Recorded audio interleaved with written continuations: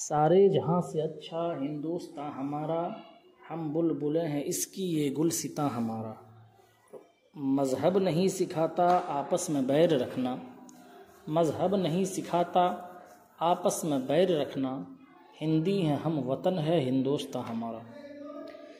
میرے پیارے ہندوستانی بھائیوں، آج اس خوشی کے موقع پر میں اپنی جانب سے تمامی دیش واسیوں کو جشن آزادی کی بہت بہت مبارکبادی پیش کرتا ہوں۔ میرے دوستو، آج 15 اگست یوم آزادی کی سالگرہ ہے۔ جی ہاں، آج سے 79 سال پہلے آج ہی کی تاریخ یعنی 15 اگست 1947 عیسوی کو ہمارا پیارا ملک 200 سالہ غلامی اور انگریزوں کے تسلط سے آزاد ہوا تھا۔ غلامی کی زنجیروں کو آزادی کے متوالوں نے توڑ ڈالا، جس کے نتیجے میں الحمدللہ آج ہم آزاد ہیں۔ پورے ملک میں آزادی کا جشن منایا جا رہا ہے، ہر طرف خوشی کے گیت گائے جا رہے ہیں، قومی و ملی ترانے پڑھے جا رہے ہیں۔ لیکن سوال یہ ہے کہ مسرت و شادمانی کا یہ دن کیا انگریزوں نے ہمیں سونے کی تھالی میں سجا کر سوغات میں بھیٹ کیا تھا؟ نہیں میرے دوستو، ہرگز نہیں۔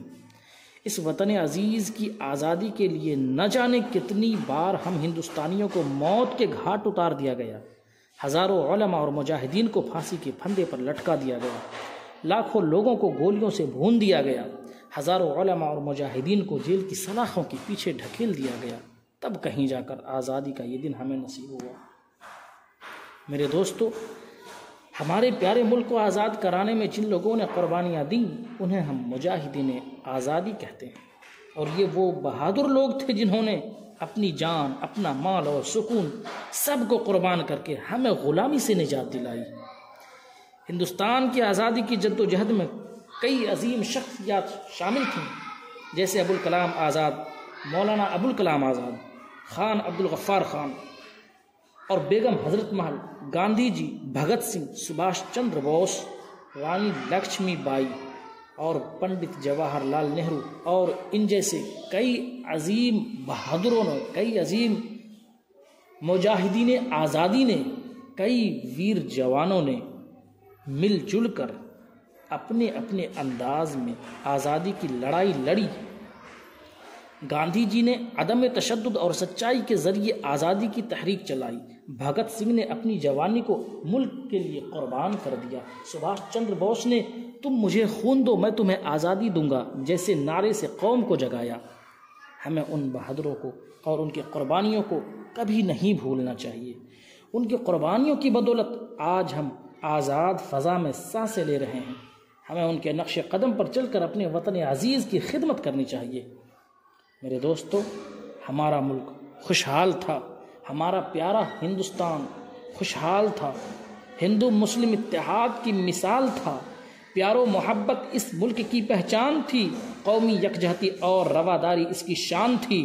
لیکن شاطر انگریزوں نے ملک کی دولت کو لوٹ لیا، دیسی صنعتوں کو تباہ و برباد کر دیا، گنگا جمنی تہذیب کو ملیا میٹ کر دیا اور ہندو مسلم اتحاد کو پارا پارا کر دیا۔ لیکن ہزار ستم کے باوجود وطن عزیز کی آزادی کے لیے ہندوستانیوں نے مل کر، متحد ہو کر، ایک جٹ ہو کر، سر پر کفن باندھ کر ان فرنگیوں کا، ان انگریزوں کا مقابلہ کیا اور کہا کہ سرفروشی کی تمنا اب ہمارے دل میں ہے، سرفروشی کی تمنا اب ہمارے دل میں ہے، ارے دیکھنا ہے زور کتنا بازوئے قاتل میں ہے۔ میرے دوستو، بالآخر انگریزوں کو جھکنا پڑا اور ہمارا پیارا ملک آزاد ہو گیا۔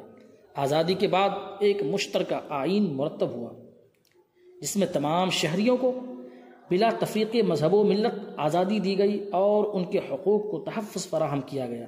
لیکن بدقسمتی سے آج ہمارا ملک بھید بھاؤ کی سیاست کا شکار ہو گیا ہے، نفرت کی سیاست پروان چڑھ رہی ہے، خصوصاً مسلمانوں کو ہر محاذ پر پیچھے ڈھکیلا جا رہا ہے اور ظلم و ستم کا نشانہ بنایا جا رہا ہے، جبکہ اس وطن عزیز کی آزادی میں ہم مسلمانوں کی قربانیاں برادران وطن سے ہزاروں گنا زیادہ ہیں۔ اس کے باوجود آج ہم ہی کو ملک کا بے وفا اور غدار تک کہا جا رہا ہے۔ میرے دوستو،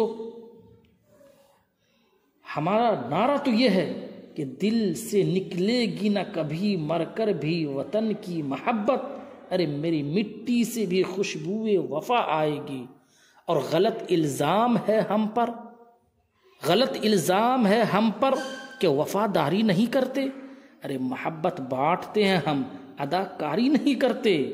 اور برا جب وقت آتا ہے وطن پر اے وطن والو، برا جب وقت آتا ہے وطن پر اے وطن والو، ہم اپنی جان دے دیتے ہیں پر غداری نہیں کرتے۔